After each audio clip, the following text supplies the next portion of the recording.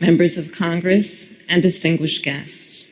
It is an honor to be with you this afternoon, and to Jack, Chip, Jeff, Amy, and Jason, and all the other members of the Carter family.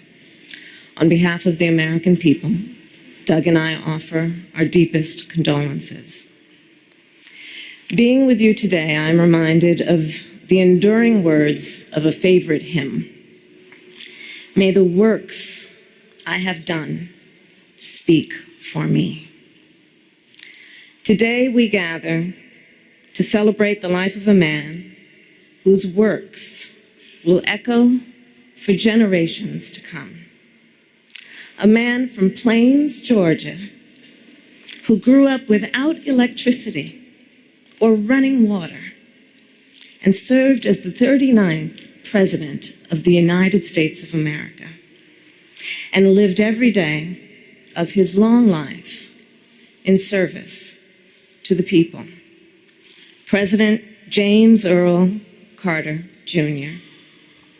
So I was in middle school when Jimmy Carter was elected president, and I vividly recall how my mother admired him, how much she admired his strength of character, his honesty, his integrity, his work ethic and determination, his intelligence, and his generosity of spirit.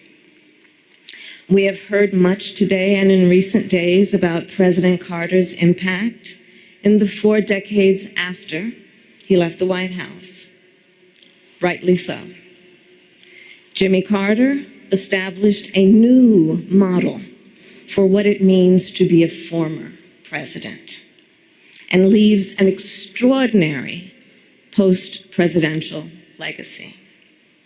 From founding the Carter Center, which has helped advance global human rights and alleviate human suffering, to his public health work in Latin America and Africa, to his tireless advocacy for peace and democracy around the globe. And Jimmy Carter was a president of the United States who was ahead of his time. He was the first president of the United States to have a comprehensive energy policy, including providing some of the first federal support for clean energy. He also passed over a dozen major pieces of legislation regarding environmental protection, and more than doubled the size of America's national parks, including protecting our beloved redwoods in my home state of California. He was a president who, between the years of 1977 and 1981, appointed more Black Americans to the federal bench than all of his predecessors combined, and appointed 5 times as many women. And in the wake of Watergate, Jimmy Carter passed historic ethics legislation to help rebuild America's faith in government. Jimmy Carter, as president, was also a respected global leader. To be sure, the years of his presidency were not without international crises or challenges, but his legacy of global leadership is well established. In Asia, he instituted full diplomatic relations with China, which he would later call one of the most historically significant accomplishments of his presidency. And his legacy lives on in the Middle East because, do recall, in the decades before Jimmy Carter became president, Israel and Egypt had been at war numerous times. Few thought peace could be achieved between them. Yet Jimmy Carter did that. Through his persistence and perseverance, through his unshakable belief in the power of American diplomacy, he secured the Camp David Accords, one of the most significant and durable peace treaties since World War II. And throughout the world, Jimmy Carter elevated the role of human rights in America's foreign policy priorities and uplifted the importance of civil society in doing that work.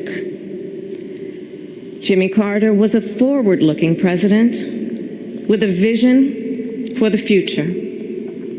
Consider his establishment of the Department of Energy in 1977, which anticipated the central role it would play in addressing the climate crisis.